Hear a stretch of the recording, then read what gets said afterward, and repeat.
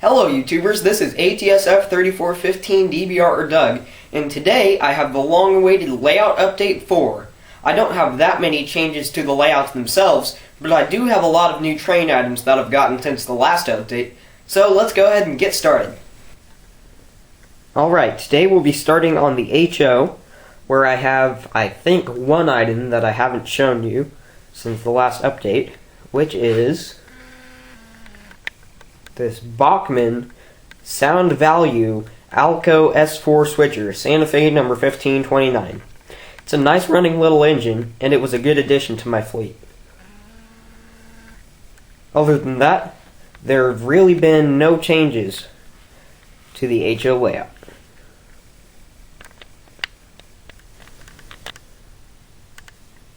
Alright, now moving on to the O-gauge layout. You are looking at my little control station right now.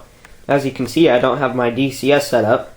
That's because I've been having a bit of trouble with my DCS that started at the last train show. I believe that one of the fuses in one of the track channels is burnt out, so I'm going to get that sent back into MTH before the next train show, which is in September. But right now, I just have it set up with my K-Line transformer and my Lionel Legacy set. And I do actually have a few changes to the O-gauge layout that you've not yet seen. First off, I've installed a new road, which is made from masonite, sprayed with simulated rock spray paint. I made it similarly to how 682 Charlie or Chris made the road on his part of the modular layout, so we would match up a bit better. Then, I also added wood edging around the layout, also to match Chris's module. And then I have also added a new frame to the bottom of the layout. You can't really see it that well. You can sort of see it right here. I did cut the layout in half. I did that back before February of 2014. But then I had it hooked up with a hinge, like Chris's module. And that didn't work out too well for me, so I devised my own system, where it's just two separate halves, which are then clamped together with a clamp.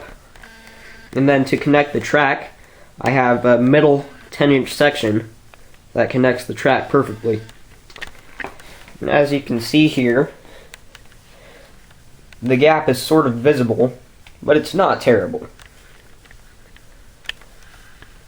And then, moving on, I have done a bit of work to my buildings.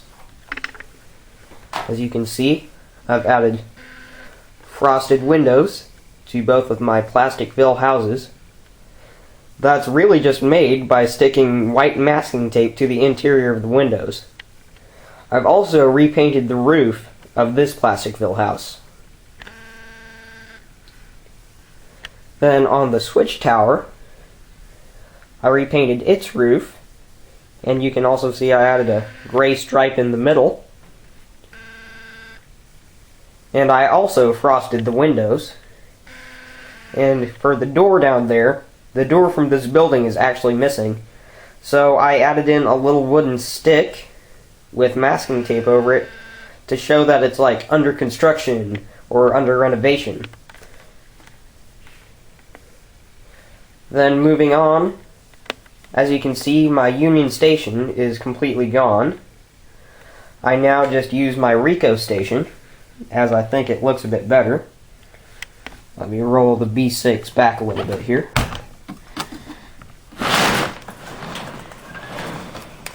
Alright, there we go. And I've painted the trim gray, as well as the roof gray.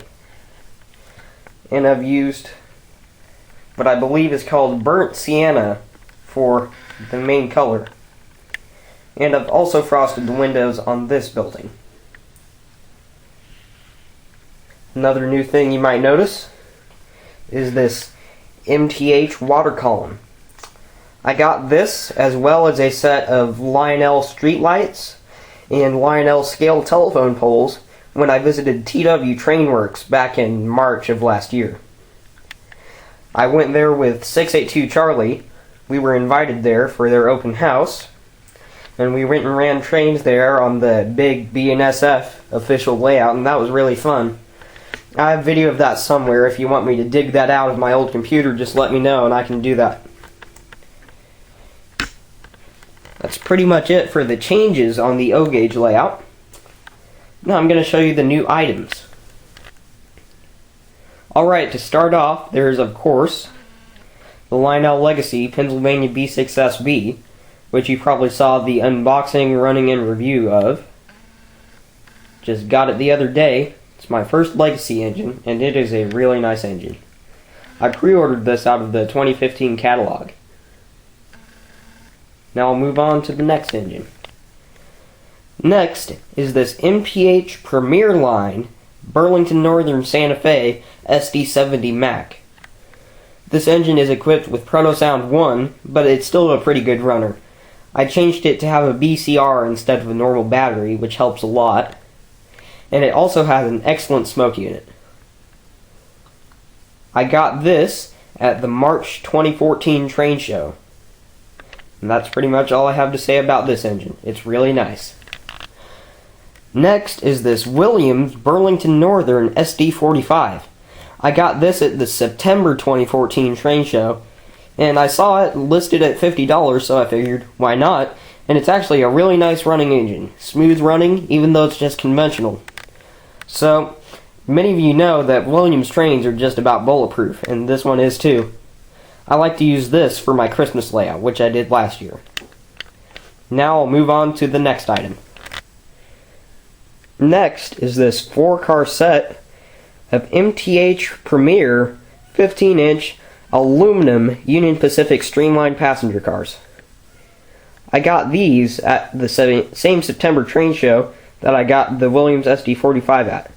They are really nice cars, even though they are from 1998, I believe, and they do have silhouette windows. But I think the cars overall look really nice, and it was a really good buy. Last but not least is this MTH Rail King Union Pacific E8. I also have a dummy A unit, but I wasn't able to fit that onto my shelf, so that's currently in the box. I got these at the February 2015 train show, and they are also equipped with ProtoSound 1. I got them, of course, to go with my Premier passenger cars. And I believe that is everything. Alright, now we're going to talk about some future plans for the train room. You may remember me talking about this in the last layout update, and you may remember that I also showed an O-gauge track plan that I designed. Well, just forget that track plan, because I've designed a new one. Here is the track plan. Alright, here we go. Here's the track plan that I'm going to be using. The size is 10 by 12 feet. And as you can see, it's sort of a folded dog bone U-shaped design. On this side, we have a town with a river, and of course a highway going through the town.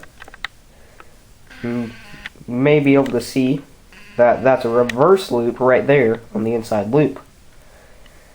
And then following the track around, we get over here to a depot. Following it around, we have an industrial siding where I'll put my MTH tank filling station and my Lionel tank car accident. I might also put in a Lionel grain elevator too. And an engine terminal with an MTH double track engine house, and a sand tower, and a coal tower, and a water column. Then we follow it around again. We can see the connection between the two loops. And then we meet back by the town. You can also see a straight track here that goes through with a lift bridge / a hinged bridge. I haven't decided which it'll be yet. But the curve sizes are on the outside loop mainly 063, which are on this side, on the left side there, and 054, which are on the right side. But at that half curve right there where there's an S curve, I had to do 042 curves in order to manage to get it to fit in. So I added this section right here for if I wanted to run 054 or above engines. And then the inside loop is mainly 042 curves with some 054 in there.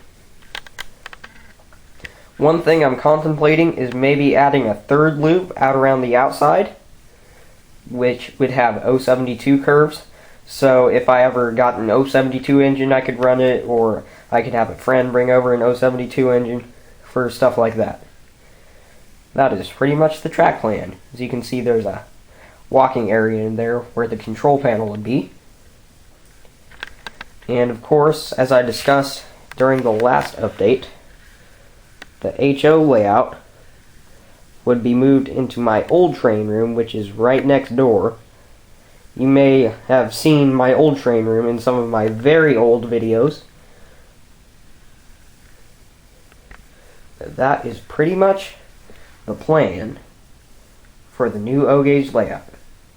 I should be able to start construction in December, and I will probably move out the HO layout before then and start preparations in the room to build the new layout, such as repainting it. That is the future plan. Alright, now I'm just going to give you a few closing thoughts. Chris, or 682 Charlie, and I will be displaying our modular layout at the next Wichita Toy Train Club train show, which will be in Wichita, Kansas on September 26th and 27th. So if you want to stop by and say hi, come see the layouts, if you're in town that weekend, you should go ahead and do that. It's going to be a whole lot of fun. And then I will also have more videos coming soon, such as real train videos, running sessions, and in a little while I'll probably have another layout update. Well, thanks for watching. Bye.